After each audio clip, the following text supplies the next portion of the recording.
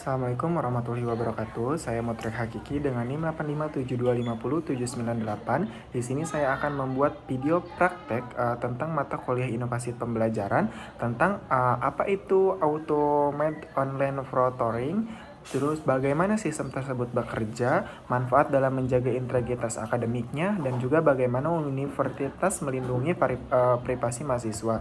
Nah, di sini yang pertama saya akan membahas tentang apa itu Automated Online Tutoring.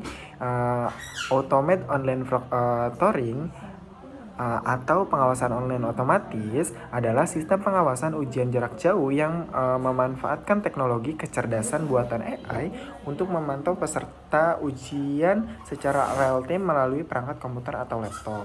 Nah, yang kedua, kita akan membahas tentang bagaimana sistem tersebut bekerja.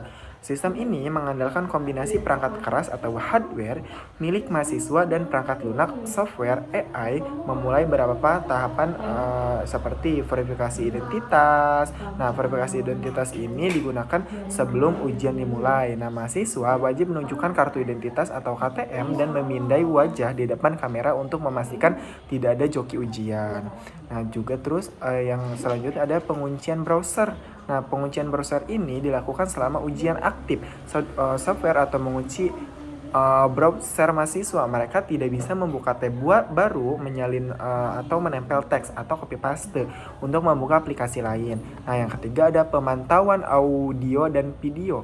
Kamera web atau webcam dan mikrofon akan mendeteksi perekaman mahasiswa. AI akan membaca tanda tajam mencurigakan seperti mata yang terlalu sering melihat ke luar layar, terus juga adanya suara orang lain di sekitar mahasiswa, terus juga mahasiswa meninggalkan kursi atau adanya wajah orang lain yang tertangkap oleh kamera. Terus yang terakhir ada sistem penandaan otomatis. Nah, atau automated playing.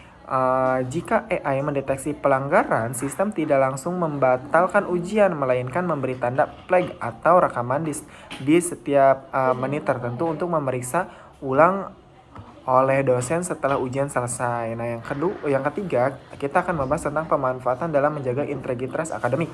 Nah, bagi institusi pendidikan, teknologi ini memberikan dampak positif yang signifikan.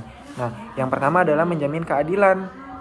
Memastikan semua mahasiswa dinilai berdasarkan kemampuan jujur mereka sendiri, sehingga tidak merugikan mahasiswa yang sudah belajar keras. Nah, terus juga ada validitas nilai, menjaga reputasi dan kualitas lulusan universitas dengan memastikan bahwa nilai ujian mencerminkan kompetensi asli mahasiswa. Terus juga ada efisiensi skala besar. Nah, di sini memungkinkan pelaksanaan ujian serentak untuk ribuan mahasiswa dari berbagai lokasi tanpa memerlukan ratusan pengawasan fisik. Nah, juga ada di sini fleksibilitas yang terkontrol.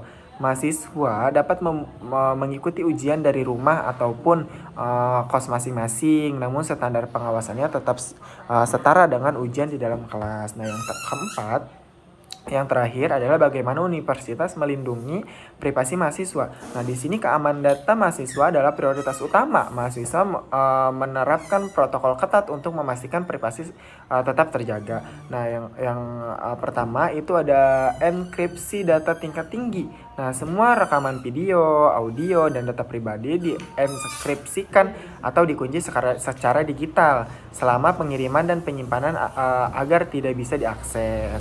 Nah, terus juga akses terbatas. Rekaman ujian hanya dapat diakses oleh dosen pengampu mata kuliah dan tim akademis internal yang berwenang untuk melakukan verifikasi. Terus juga ada penghapusan data otomatis. Data rekaman tidak disimpan selamanya sesuai regulasi perlindungan data.